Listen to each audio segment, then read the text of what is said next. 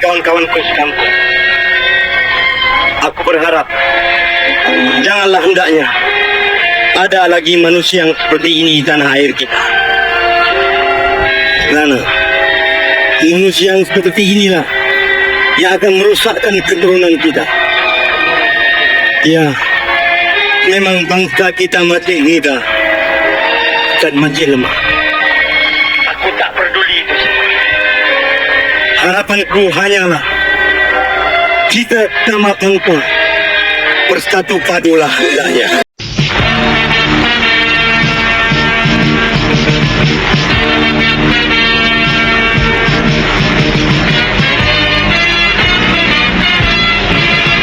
Lautan luas, banjaran gunung, rezeki